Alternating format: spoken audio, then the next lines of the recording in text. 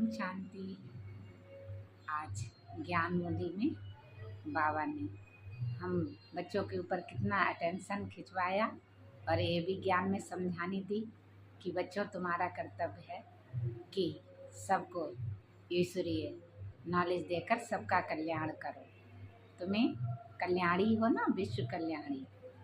नारी शिव की शक्ति है, पूजित है, और नारी शक्ति कितनी पूजित थी।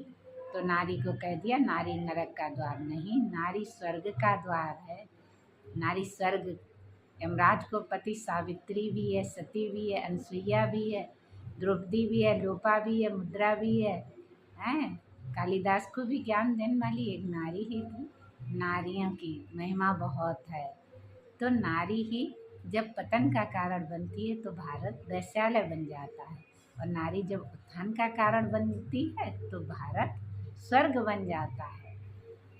तो इसीलिए भगवान कहते हैं कि नारियों को, ऐसी नारी जो फंसी हैं दलदल में, उनको निकालने का भी प्रयत्न आप तुम बच्चों को करना है। बाबा तो कहते रहते कि बच्चे अपना नुकसान करते हैं। क्या नुकसान करते हैं? मुरली सुनने भी क्लास में नहीं जाते हैं, नींद बहुत आती है, फिर कह देते कि इस कारण ये कारणे अकारणे ढूंढते रहते हैं। तो बाबा कहते कारण अकारणे में कहते इन्होंने वो कहा, ये सब बातें सोचकर और अधिक देर तक सोने से अपना ही नुकसान करते हैं। जब पढ़ाई इम्तिहान पास हो तो और अधिक से पढ़ना चाहिए। वो लौकिक पढ़ाई है, अविनाशी ज्ञान रत्नों की पढ़ाई है।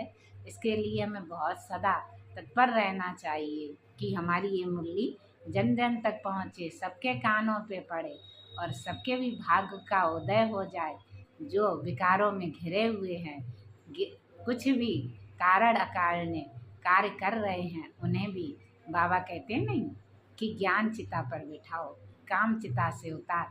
काम तो 5 मंजिले से गिराता है, फिर क्रोध हमें 2 मंजिले से गिरा देता है।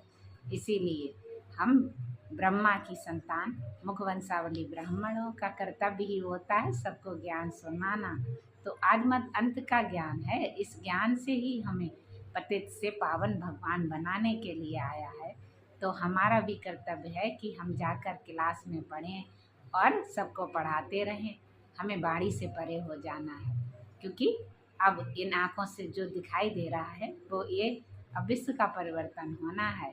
तो बाबा कहते वैश्यालय में जाओ, उनको भी समझाने दो कि किसी कारण बस आ गए हो तो फिर अब याद करो।